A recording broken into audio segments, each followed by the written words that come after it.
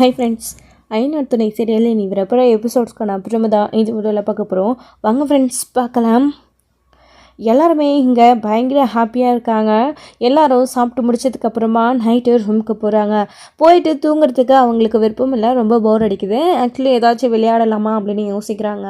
முன்ன தானே carrom board விளையாடணும், இப்போ என்னத்தை விளையாடுறது, செஸ்ஸை தவிர வேறு எதுவும் விளையாட முடியாடுது, ரெண்டு பேராக இருக்காங்க, விளையாடலாமா அப்படின்னு கேட்கும்போது நம்ம சேரன் எனக்கெல்லாம் விளையாட தெரியாது, நீங்கள் 4 பேரும் விளையாடுங்க அப்படின்றாங்க. அண்ணனை விட்டுட்டு நாம் எப்படி விளையாடுறது அப்படின்னும், அதெல்லாம் என்னப்பா விளையாடுப்பா அப்படின்றாங்க. ஆனால் இருக்கட்டும்ண்ணா, அங்கிள் வந்திருந்தா கரெக்டாக இருந்திருக்கோம் அப்படின்னுமோ. யார் அவரா? அவர் செஸ்ஸை அண்ணன் கூட விளையாட போகிறாரு, அண்ணனுக்கே தெரியாது, அப்போ அவருக்கு தெரியுமா அப்படின்னுவோம். அதெல்லாம் அங்கிளுக்கு நல்லாவே தெரிஞ்சிருக்கோம், நம்மளை விட. அங்கிள் பற்றி நீங்கள் எல்லாம் என்ன நினச்சிங்க?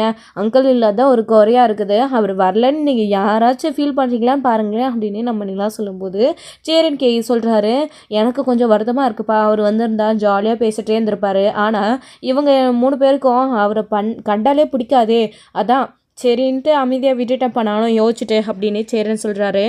ஆமாண்ணே, அப்படி என்ன இவங்க 3 பேருக்கும் அங்கிள் மேலே கோவம்னு தெரியல அப்படின்னுவோம். யாருக்கு கோவம்? எனக்கெல்லாம் இல்லையே அப்படின்னு பாண்டி சொல்லுவோம். ஆமாம் பாண்டி, உங்களுக்கு கூட லிஸ்ட்டில் விட்டுடலாம், நீங்கள் எப்போனாலே அவர்கிட்ட கோவப்பட்டாலே அவருக்கு ஒன்றுன்னா நீங்கள் துடிச்சு போகிறீங்க. ஆனால் இவங்க 2 பேரையும் பாருங்கள், கொஞ்சம் கூட அப்பான்ற எண்ணமே கிடையாது இவங்க 2 பேருக்கும். முக்கியமாக இதோ இவர் பல்லவன் தான் சின்ன பையன், உங்களுக்கு கூட அறிவே இருக்கிறதில்ல அப்படின்னு சோழனை பிடிச்சி திட்டிகிட்டு இருக்காங்க. இல்லாத ஒருத்தருக்காக எதுக்கு இப்போ சண்டை போட்டுக்கிட்டு என்னையை பிடிச்சி எல்லாரும் திட்டிகிட்டு இருக்கீங்க? வேங்க போர் அடிக்குது, போய் எல்லாரும் தூங்கலாம் அப்படின்னு சோழன் சொல்லிட்டாரு. இல்லை அண்ணா அப்பா அங்கிள் கிட்ட பேசிடலாமா அப்படின்னுவோம். ஆமாப்பா, வந்ததுலேருந்து ஃபோனே பண்ணல, அப்படி என்ன பண்ணுறாரு, சாப்பிட்டாரா இல்லையா, வீட்டை எங்கேயாச்சும் திறந்து போட்டு போயிருக்கிற போகிறாரு, ஒரு 8 ஃபோன் பண்ணி கேட்கலான்னு சொல்லிட்டு நடேசனுக்கு கால் பண்ணுறாங்க. இங்கே என்ன அப்படின்னா, நடேசன் டியூட்டிக்கு போயிட்டு தான் வந்தார். வந்ததுக்கப்புறமா அவருக்கு ஒரே சளி இருமலாக இருக்குது, என்னென்னு தெரியல. ஆள் தான் இல்லை வீட்லையாச்சும் போய் படுக்கலாம், அவர் அது கூட செய்யாமல் காவல்கார மாதிரி வீட்டுக்கு வெளியவே உட்காந்துட்டு இருந்து இப்போ அவருக்கு கோல்ட் ஆக ஆரம்பிச்சிருச்சு, பயங்கரமாக இரும்ப ஆரம்பிச்சு ஒரு மாதிரி ஃபீவரிஷாக வர மாதிரி இருக்குது. முடியல, சாப்பாடு கடையில் தான் வாங்கிட்டு வந்தார். சாப்பிட்டுட்டு மாத்திரை, அவருக்கு பிபி மாத்திரை போட்டுட்டு அவர் ரெஸ்ட் எடுத்துகிட்டு இருக்காரு. உடம்பு முடியல, ஹாஸ்பிட்டலுக்கு போகவே இல்லை, ஃபீவருக்கும் மாத்திரை போடவே இல்லை, பிபி மாத்திரையை மட்டும் போட்டுட்டு சாப்பிட்டுட்டு அவர் படுத்துட்டு லொக்குன்னு இருமிட்டே இருக்கிறாரு நடேசன். நார்மலாக இருக்கிற நடேசனா அப்படி இருந்தால் இந்நேரம் குடிச்சிட்டு பாட்டு கேட்டுட்டு அமக்கெல்லாம் பண்ணிட்டு இருந்திருப்பாரு, ஊரையே தூங்க விடாமல். ஆனால் அவருக்கு உடம்பு சரியில்லை அப்படின்றதுனால அமைதியாக சைலண்ட்டாக படுத்து கிடக்கிறாரு. சரின்னு அவரோட ஃபோனில் இருந்து ஃபோன் பண்ணோமோ, அப்போ தான் நடேசன் யார் ஃபோன் பண்ணுறாங்கன்னு சொல்லிட்டு அட்டென்ட் பண்ணி பேசுகிறாரு. அப்பா என்னப்பா பண்ணுறீங்க, சாப்பிட்டீங்களா அப்படின்னு கேட்குறாங்க. நான் சாப்பிட்டேன்டா, நீங்கள் எல்லோரும் என்ன பண்ணுறீங்க அப்படின்னுவோம். நாங்களாப்பா எல்லாம் சுற்றி பார்த்துட்டு இப்போ தான் ரூமில் இருக்கோம், சாப்பிட்டுட்டு அப்படின்றாங்க. ஓ அப்படியா, என் மருமக எப்படி இருக்கா அப்படின்னு கேட்குறாங்க. நிலாவாப்பா நல்லா தான் இருக்குது, நிலா தான் உனக்கு ஃபோன் பண்ணி விசாரிக்கணும்னு சொல்லிச்சுப்பா, அதான் என்ன பண்ணுறீங்களோன்னு சொல்லிட்டு ஃபோன் பண்ணப்பா, உங்களை விட்டுட்டு வந்தது நிலாவுக்கும் எனக்கும் வருத்தமாக இருக்குது அப்படின்னு. பரவாயில்லடா அப்படின்னு அவர் பேசிகிட்டே இருக்கும்போது பயங்கரமாக இரும ஆரம்பிக்கிறாரு. ஆனால் நான் பேசுகிறேன்னே, இல்லை ஸ்பீக்கரில் போடுங்கன்னு இல்லை சொல்லும்போது ஸ்பீக்கரில் போடுறாங்க.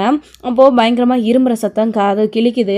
அப்போது என்னாச்சுன்னு அங்கிள் இரும்புறாரு அப்படின்னு நிலா கேட்கவும், என்னப்பா என்னாச்சு, நல்லா தானே பேசிட்டு இருந்தீங்க, ஏன் இவ்வளோ இரும்புறீங்க அப்படின்னுவோம். என்னன்னு தெரியல, உடம்பு ஒரு மாதிரியாக இருக்குது, இருமலாக இருக்குது அப்படின்னு நடேசன் சொல்லவும் எல்லாரும் பயப்பட ஆரம்பிக்கிறாங்க. முக்கியமாக நிலா, பாண்டி, நம்ம சேரன் என்னாச்சு இவருக்கு, நல்லா தானே இருந்தார் அப்படின்னு. அங்கிள் என்னாச்சு, மாத்திரைலாம் கரெக்டாக போட்டிங்களா, சாப்பிட்டீங்களா அப்படின்னு கேட்குறாங்க. நிலா அதெல்லாம் நான் சாப்பிட்டேம்மா, மாத்திரைலாம் போட்டேன், நீ என்னை பற்றி கவலைப்படாதம்மா, ஜாலியாக இருந்துட்டு வா அப்படின்னு நடேசன் சொல்கிறாரு. என்ன அங்கிள் உங்களை விட்டுட்டு வந்தது இங்கே வருத்தமாக இருக்குன்னு சொன்னால் உங்களுக்கு என்ன ஆச்சு, உடம்பு முடியலையா அப்படின்னு கேட்குறாங்க. என்னன்னு தெரியலம்மா, அதான் ரொம்ப ஒரு மாதிரியாக இருக்குது அப்படின்னுவோம். நீங்கள் கவலைப்படாதீங்க, நான் வானத்துக்கு ஃபோன் பண்ணுறேன், ஃபோன் பண்ணி மாத்திரை எடுத்துகிட்டு வந்து கொடுக்க சொல்கிறேன், நீங்கள் மாத்திரை போடுறீங்களா அப்படின்னுவோம். யார் அவளையா, வேண்டாண்டா, இருக்கிற கொஞ்சம் நஞ்சம் உயிரையும் வாங்கிடுவா அப்படின்னு நடேசன் சொல்லுவோம்.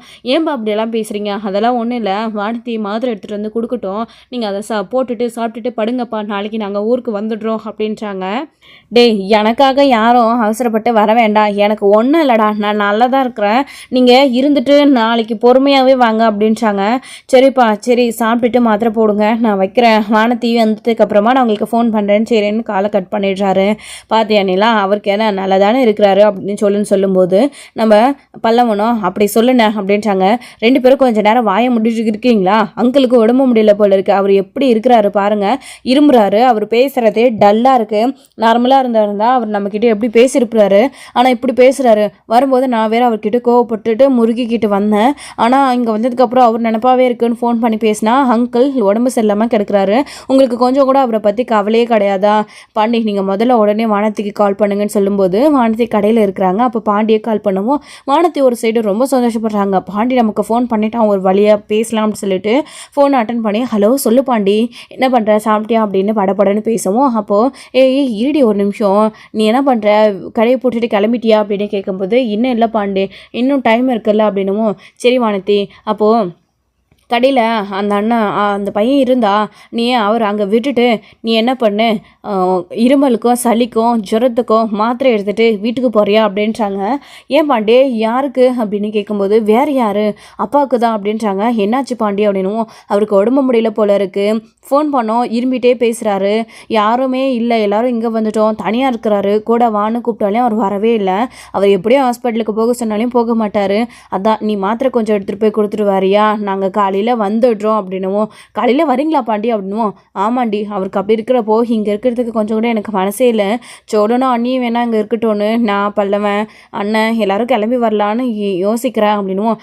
சரி பாண்டி நீ வா, நான் அவரை போய் பார்க்குறேன் அப்படின்றாங்க. சரிடி வச்சுட்டுமா அப்படின்னுவோம். என்ன பாண்டி அதுக்கு தான் நீ ஃபோன் பண்ணியா அப்படின்னு. வேறு என்னடி அதுக்கு தான் அப்படின்னுவோம். அப்போ நீ என்கிட்ட பேசுறதுக்கு ஃபோன் பண்ணலையா? உன் அப்பாவுக்கு இப்போ அவசரமாக மாத்திரை தேவைறதுக்காக என்னை எடுத்துகிட்டு போய் கொடுக்க சொல்கிற, நீ இல்லாததுனால அவ்வளோதானே அப்படின்னுவோம். இதில் என்னடி இருக்குது, நீ செய்ய மாட்டியா அவருக்காக இதெல்லாம் அப்படின்னுவோம். அதெல்லாம் செய்வேன் பாண்டி, ஆனால் நீ என்கிட்ட பேச மாட்டேன்றே அப்படின்னுவோம். இவன் பேசிட்டு தானே இருக்கிறப்பா வானதி, பேசுகிற சுச்சுவேஷன் இல்லைல்ல, ஏன் கோவப்படுற, நீ போய் முதல்ல மாத்திரையை கொடுத்துட்டு வா, இல்லை அவர்கிட்டயாச்சும் கொடுத்து அனுப்பி விடு, கடையை பத்திரமா சாத்திட்டு பத்திரமா வீட்டுக்கு போயிட்டு மெசேஜ் பண்ணினேன் அப்படின்னு சொல்லிட்டு பாண்டி ஃபோனை கட் பண்ணிடுறாரு. பாண்டி ஒரு நிமிஷம் அப்படின்னா கூட கட் பண்ணிடுறாங்க. வானதி ரொம்ப அப்செட் ஆகுறாங்க. இருந்தாலும் வேறு வழியில் மாத்திரையெல்லாம் எடுத்துக்கிட்டு கடையை பார்த்துக்கோங்க அந்த வந்துடுறேன்னு சொல்லிட்டு வானதி கிளம்பி போயிட்டுருக்காங்க. அண்ணா நான் சொல்லிட்டேண்ணே, மருந்து எடுத்துக்கிட்டு போகிறதா சொல்லியிருக்கிறா வானதி, நீங்கள் கவலைப்படாதீங்கண்ணா, கண்டிப்பாக போய் கொடுத்துட்டு வந்துடுவா அப்படின்னுவோம். எனக்கு ரொம்ப மனசு ஒரு மாதிரியாகவே இருக்குது அப்படின்றாங்க. அண்ணா பேசாமல் நம்ம கிளம்பலாமா அப்படின்னு பாண்டி சொல்லுவோம். என்னது கிளம்புறதான்னு சோழன் ரொம்ப அதிர்ச்சி ஆகுறாரு. ஆமாம் சோழன், அங்கே அங்கிளுக்கு உடம்பு சரியில்லை வேற, நம்ம இங்கேருந்து என்ன பண்ணுறது, பேசாமல் எல்லாரும் போகலாம் அப்படின்னுவோம். இங்கே பார்த்தீங்களா குடும்பமாக சேர்ந்து இதுக்கு தான் அனிமனுக்கு வந்தீங்களா, நான் அப்போவே சொன்னேன் பேசாமல் நீங்கள் எல்லாம் வீட்டிலே இருங்க, நானும் இல்லாமல் போயிட்டு வரோன்னு. இப்போ பாருங்கள் அவரை விட்டுட்டு எல்லாரும் வந்தீங்க, இங்கே வந்ததுக்கப்புறமா அவருக்கு உடம்பு சரியில்லைன்னு பாதியில் கிளம்புறேன்னு சொல்கிறீங்க. நாளைக்கு இருந்துட்டு நாளைக்கு நைட்டு தானே போகலான்றது பிளானே, இப்போ இப்படி சொன்னால் என்ன அர்த்தம், வந்து ஒரு நாள் தான் ஆகுதுன்னு நம்ம சோழன் ஒரு பக்கம் பயங்கரமாக புலம்புறாரு. ஹனிமூனுக்கு வந்துட்டு இப்படி பாதிலே திரும்பி போகிற மாதிரி அவருடைய கவரை அவருக்கு அப்போ நிலா கேட்குறாங்க. என்ன சோழன் இந்த சுச்சுவேஷனில் கூடவா அப்படின்னு. போனிலா நீ ஒவ்வொன்றுத்துக்கும் ஒவ்வொரு ரீசன் சொல்லி என்னை சமாதானம் மட்டும்தான் நீ படுத்துறேன்னு சோழன் கோவப்படுறாரு. இப்போது நீங்கள் வேணா இருந்துட்டு வாங்க, நீங்கள் 2 பேரும், நான் அண்ணன் பல்லவன் 3 பேரும் கிளம்புறோம் அப்படின்னு பாண்டி சொல்கிறாரு. என்னது நான்லாம் வரல, நானே கூட தான் இருப்பேன் அப்படின்னும். இங்கே பாருடா ஒழுங்காக ஓடி போயிடு அப்படின்னு பல்லவன் சொல்கிறாரு. அப்போது நீங்கள் மட்டுமா தனியாக எப்படி போவீங்க, எல்லாரும் காரில் தானே வந்தோம் அப்படின்னுவோம். அது பரவாயில்லைங்க, ட்ரெயின் புக் பண்ணி கிளம்பிக்கிறோம், இன்னும் டைம் இருக்குல்ல அப்படின்றாங்க. ஆமாப்பா சரி நீங்கள் இருந்துட்டு வாங்க, நாங்கள் கிளம்புறோன்னு நம்ம சேருன்னு சொல்லுவோம். அதெல்லாம் முடியாதுண்ணே, நம்ம எல்லாருமே சேர்ந்தே போகலாம் அப்படின்னு சொல்கிறாங்க. இல்லை அவங்க தான் கிளம்புறேன்னு சொல்கிறாங்கல்ல, அவங்க ட்ரெயினில் கிளம்பட்டும் நம்ம போகலாம் அப்படின்னுவோம். சோழன் அவங்க இப்போ கிளம்பி போகிறதுக்கே நாளைக்கு மதியம் ஆகிடும் சோழன், அதுக்கு நம்ம கார்லேயே போயிட்டா கூட விடிய காலையில் வீட்டுக்கு போயிடலாம் சோழன், ப்ளீஸ் சோழன் அப்படின்னுமோ. போனிலாம் அப்படின்றாங்க.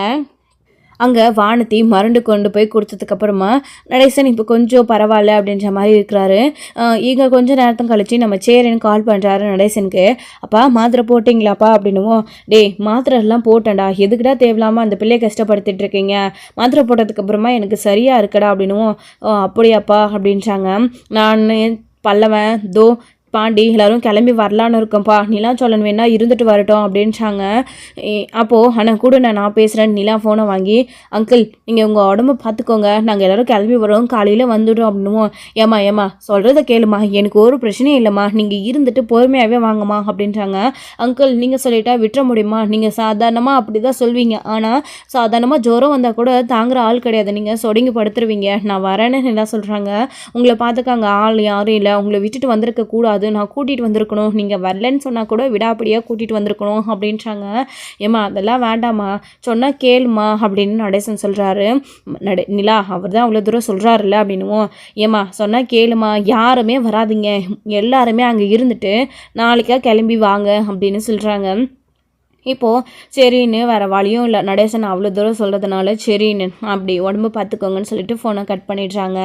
இப்போது இந்த சைடே என்ன பண்ணுறாங்க அப்படின்னா, அங்கிள் அங்கே இட்டுட்டு இருக்கவும் ரொம்ப பயமாக இருக்குது, என்ன பண்ணுறதுன்னு யோசிக்கும் போது அண்ணன் வேணுண்ணா அவருடைய அண்ணனுக்கு கால் பண்ணி பார்க்கலாமா, அவர் அங்கே போவார் அப்படின்னும். யார்பா பெரியப்பாவை சொல்கிற, அவரா, சத்தியமாக வாய்ப்பில்லை நீ அப்படின்னு பல்லவன் சொல்கிறாரு. எதுக்கும் ஃபோன் பண்ணி பார்க்கலாமேன்னு அவங்களுக்கு கால் பண்ணுறாங்க. அவருக்கு கால் பண்ணி என்னடா சேரா அதிசயமாக இருக்குது, ஃபோனெல்லாம் பண்ணியிருக்கேன் அப்படின்னுமோ. அது வந்து பெரியப்பா ஒரு சின்ன உதவி அப்படின்னுவோம்.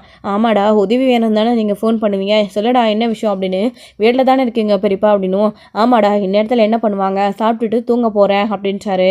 இன்றைக்கி ஒரு நாள் மட்டும் அப்பா கூட போய் இருக்க முடியுமா பெரியப்பா அப்படின்றாங்க. என்னடா திடீர்னு அவங்கூடலாம் இருக்க முடியாது ஒரு நிமிஷம் கூட அப்படின்னுவோம். ப்ளீஸ் பெரியப்பா, நாங்கள் யாருமே ஊரில் இல்லை, அப்பாவுக்கு உடம்பு சரியில்லை போல இருக்குது, நாங்கள் வரோன்னு சொன்னாலே அப்பா கேட்க மாட்டேன்றாரு, நாங்கள் உடனே கிளம்பினாலும் இப்போ வரத்துக்கு ரொம்ப லேட் ஆகும், நாளைக்கு காலையில் தான் வந்து சேருவோம், காலையில் வரைக்கும் நீங்கள் அப்பா கூட இருங்க, அப்புறம் நாங்கள் கிளம்பி வந்துடுறோம் ப்ளீஸ் பெரியப்பா அப்படின்றாரு.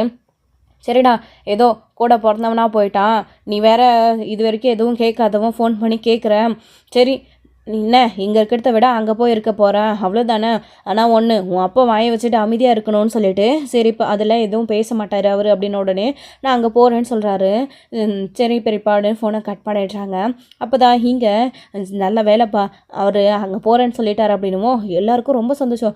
இது என்ன ஆச்சரியமாக இருக்குது, எப்பயும் பேசாதவர் சண்டை போடுறவர் போகிறேன்னு சொல்லிட்டாரே அப்படின்னு உடனே ரொம்ப சந்தோஷப்படுறாங்க எல்லாருமே. அப்பாடா ஒரு வழியாக எப்படியோ யாரும் கிளம்புறேன்னு முடிவெடுக்கலன்னு சோழன் ஒரு பக்கம் நினச்சிட்டு இருக்காரு. எல்லோரும் வாங்க தூங்க போகலாம் அப்படின்னு சொல்லிட்டு இதுக்கு மேலே இவங்களை ஒன்றா விட்டால் நம்மளை ஏதாச்சும் பேசி மைண்டை குழப்பி விட்டுருவாங்க நிலாவை அப்படின்னு தனியாக கூட்டிகிட்டு போயிடுறாரு நம்ம சோழன். ரூம்குள்ளே போனதுக்கப்புறமா கூட அதே புராணம் தான், சோழன் எப்படியோ நிலாவை சமாதானப்படுத்துகிறாங்க. இந்த சைடு நடேசன் மாத்திரையை போட்டுட்டு படுத்துட்டு இருக்கும்போது அங்கே அவர் ஒரு அண்ணன் போகிறாரு. அங்கே போனதுக்கப்புறமா அப்படியே இரும்பிட்டு அங்கே நிற்கிறாரு.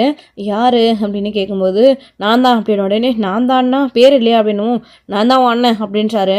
ஐயோ பிரதரா என்ன இந்த பக்கம் அப்படின்னு நடேசன் சொல்கிறாரு. உனக்கு உடம்பு சரியில்லாமே சேரம் ஃபோன் பண்ணி சொன்னான், அதான் உனக்கு துணையாக இருக்கலான்னு வந்தேன் அப்படின்னுவோம். நான் என்ன வயசு போனா எனக்கு துணையாக இருக்கிறதுக்கு அப்படின்னுவோம். இந்த நக்கல் பேச்சுக்கு ஒன்றும் குறைச்சல் இல்லை, உடம்பு சரியில்லாமல் போனால் கூட பேச்சை பாரு, அவன் பேச்சை கேட்டுட்டு வந்தான் பாரு என்ன சொல்லணும் அப்படின்னுமோ. அப்போது உனையார் வர சொன்னான் போ அப்படின்றாரு. அப்படி வர கோவத்தில் உன்னை என்ன பண்ணணும்னு தெரியாது, வீட்டு சாவியை கொடு அப்படின்னு கோவமாக கேட்குறாரு. இந்தா அப்படின்னு சாவியை கொடுக்கவும் அப்புறம் அவர் சாவியை வாங்கிட்டு உள்ளே போய் பாய் போட்டுட்டு அவருக்கு காவலாக உள்ளே படுக்க ஆரம்பிச்சிடுறாரு. போகிறேன்னு சொல்லிட்டு உள்ளே போகிறா அப்படின்னும் அவர் பாட்டுக்கு போய் படுத்துடுறாரு. அதுக்கப்புறம் நடேசன்கிட்டே எதுவும் வாங்கி கொடுக்கறது கிடையாது. 1000 தான் சண்டை சச்சரவுகள் இருந்தாலும் உறவுகளுக்கு ஒரு பிரச்சனைன்னா பரவாயில்லையே கிளம்பி வந்திருக்கிறான் என் அண்ணன்னு நடேசன் ரொம்ப சந்தோஷப்படுறாரு மனசுக்குள்ளே. அடுத்து அவரும் தூங்க ஆரம்பிச்சிடுறாரு. படுத்துகிட்டே இருக்கும்போது சாப்பிட்டியா அப்படின்னு கேட்குறாரு. அதெல்லாம் நான் சாப்பிட்டேன் அப்படின்னு பேசுகிறாங்க. இந்த நக்கலுக்கு ஒன்றும் குறைச்சல் இல்லை அப்படின்னு அவரும் தூங்க ஆரம்பிக்கிறாரு. நீ சாப்பிட்டியா அப்படின்னு திரும்பவும் கேட்குறாரு. அதெல்லாம் சாப்பிட்டாச்சு அப்படின்னு சொல்லிட்டு வழக்கம் போல் தூங்க ஆரம்பிச்சிடுறாங்க. அடுத்த நாள் எந்திரிச்சு காலையிலே சேரன் அவர் அப்பாவுக்கு ஃபோன் பண்ணி விசாரிக்கிறாரு. ஏன்டா தேவையில்லாமல் அவரெல்லாம் தொந்தரவு பண்ண, எனக்கு நல்லா ஆகிடுச்சிடா அப்படின்னும். நிஜமாவே சொல்கிறீங்களா இல்லை உண்மையிலே செட் ஆகலையாப்பா அப்படின்னு கேட்கும்போது எனக்கு நல்லா ஆகிடுச்சிடா, வேணா நான் பேசுறதுலேருந்தே தெரியலையா அப்படின்னும். சரிப்பா அப்படின்னு எல்லாரும் பேசினதுக்கப்புறமா நீங்கள் இருந்து பொறுமையாக வாங்கன்னு அவர் சொல்லிடுறாரு. சரின்னு சொல்லிட்டு ஃபோனை கட் பண்ணிடுறாரு. நல்ல வேலை அப்பாவுக்கு சரியாயிடுச்சின்னு உடனே அடுத்து எல்லாரும் அடுத்த இடம் சுற்றி பார்க்க இன்றைக்கி ஃபுல்லாக கிளம்பிட்டாங்க. ஊருக்கு போக வேண்டிய அவசியம் இல்லை, இன்றைக்கி சுற்றி பார்த்துட்டு ஈவினிங்கே கிளம்பலாம் அப்படின்னு சொல்லிட்டு தான் நல்லா சுற்றி பார்க்க ஆரம்பிச்சிடுறாங்க. வழக்கம் போல் எல்லா இடத்துலையுமே சுற்றி பார்த்ததுக்கப்புறமா ஈவினிங் ஆகிடுது. எல்லாத்தையும் பேக் பண்ணிவிட்டு பில்லாக செட்டில் பண்ணதுக்கப்புறமா கிளம்பலாமேண்ணே அப்படின்னு சோழன் சொல்லுவோம். கிளம்பலான்னு சொல்லிட்டு கிளம்பிட்டுருக்காங்க. அப்போ நடேசனுக்கு கால் பண்ணி அப்பா நாங்கள் கிளம்பிட்டோம் வந்துடுவோம் காலையில் அப்படின்னுவோம்.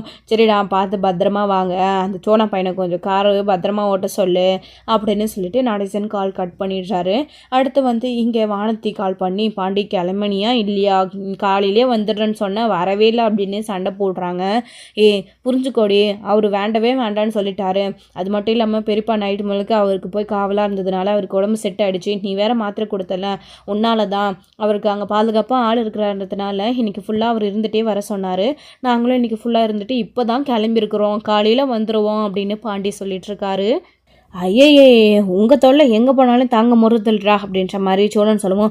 சோழன் அமைதியாக இருங்க, உங்களுக்கு என்ன அப்படின்னு கேட்கும்போது, என்ன நிலா அவங்கள பார்த்தியா, எங்கே போனாலையும் சண்டையோடையே ஒரு காதல் ஆரம்பிக்குது, எந்த நேரமும் ஃபோன் பண்ணி பேசிகிட்டே இருக்காங்க, ஒரு நிமிஷம் கூட அந்த வாய் ஓயாமல் பாண்டிக்கிட்ட சண்டை போட்டுகிட்டே இருக்குது.